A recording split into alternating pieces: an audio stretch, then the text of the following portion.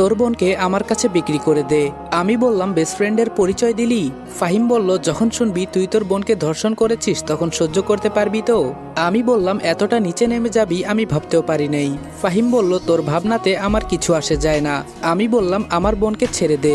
ফাহিম বলল, তোর সামনে তোর বোনকে আজকে আমি ধর্ষণ করব। আমি বললাম, প্লিজ ফাহিম, তুই আমার সাথে যা ইচ্ছা কর, তবুও আমার বোনকে ছেড়ে দে। ফাহিম বলল, তোর সাথে বন্ধুত্ব করার যে একটা কারণ আছে। আমি বললাম, আমি যদি জানতাম কখনো তোকে আমার বেস্ট ফ্রেন্ড করতাম না। ফাহিম বলল, সত্যি তোর বোন অনেক সুন্দর, আজকে অনেক মজা হবে। আমি বললাম, ফাহিম, তুই আমার আম্মুর হাতে খাবার খেলি, আমার আপন ভাইয়ের মতো আমি তোকে দেখি, আর আজকে তুই আমার বোনকে ধর্ষণ করার ফাঁদ পেতেছিস। ফাহিম বলল, তোর সাথে ফ্রেন্ডশিপ করার এটাই কারণ ছিল। আমি বললাম, আজকে তোর কথা শুনে আমার খুব খারাপ লাগছে। ফাহিম বলল, লাগলে আমার কি? আমি বললাম, আমি মানুষ চিনতে ভুল করেছি রে। ফাহিম হাসতে হাসতে বলল, বিশ্বাস কর, তোর বোনের সৌন্দর্য দেখে আমি লোভে পড়ে গেছি। আমি বললাম, এসব দেখার আগে তুই আমাকে মেরে ফেল। ফাহিম বলল, সেটা তো হবে না। আমি বললাম, তোর কাছে আমার বোনের জান ভিক্ষা চাই, ছেড়ে দে ওকে। ফাহিম বলল, মাফ করিস বন্ধু, এটা পারবো না। আমি বললাম, ও মাত্র ক্লাস 10-এ পড়ে, পিচ্চি একটা মেয়ে। ফাহিম বলল, ছোট মেয়েদের খেতে অনেক মজা হয়, জানিস না তুই? আমি বললাম, প্লিজ ফাহিম, শেষবারের মতো একটা অনুরোধ করলাম, তুই এটা রাখ, তোর কাছে আর কিছুই চাইবো না আমি। ফাহিম বলল, আমার কাছে কিছু চাইবার ক্ষমতা নাই তোর, আমি তোর কিছুই হই না। আমি বললাম, এতদিন তাহলে কি ছিলি আমার? ফাহিম বলল, তোর বোনকে কিভাবে নির্জনে আনা যায় তার চিন্তা ভাবনা করতাম সব সময়। তোর মা তো তোর বোনকে সবসময় নজর এড়াতেই দিত না।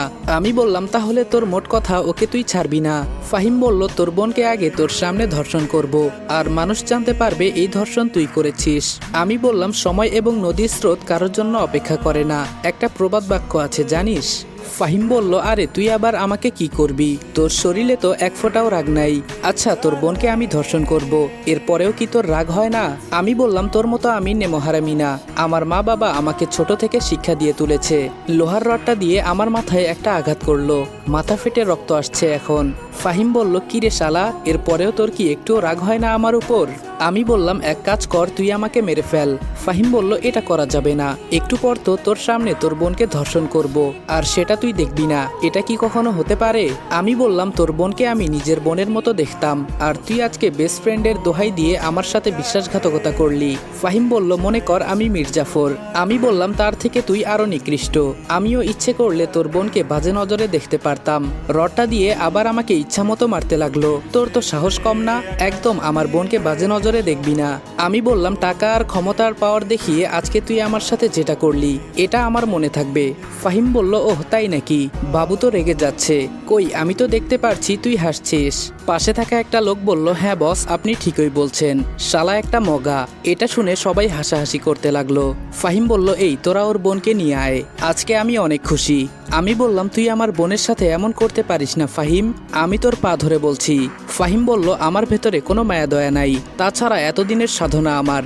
এই তোরা ওর হাত পা ভালো করে বেঁধে ফেল, যাতে নড়াচড়া করতে না পারে।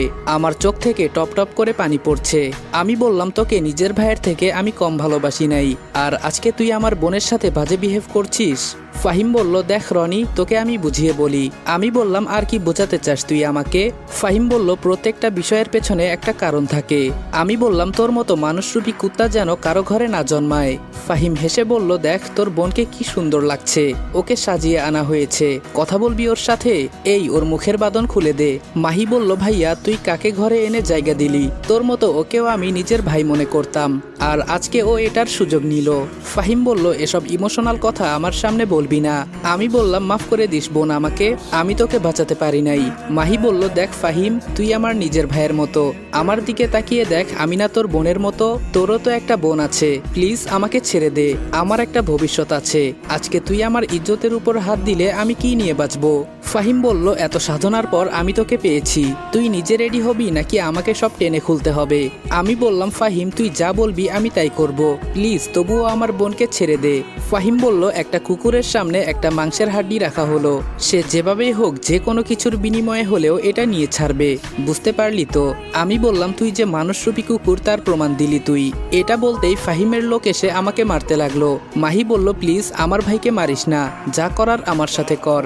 ফাহিম বলল, বলল, এই তো লাইনে এসেছিস, এই তোরা সবাই বের হয়ে যা। ফাহিমের কথা শুনে সবাই চলে গেল। ফাহিম বলল, রনি তোর কি এখনো আমার উপরে রাগ হয় না? আমি বললাম, আমি এত কিছু জানি না, তুই আমার বোনকে মাফ করে দে। আমি পতিতা পল্লীতে গিয়ে তুই যাকেই পছন্দ করবি আমি তাকেই এনে দিব। ফাহিম বলল, হবে না রে।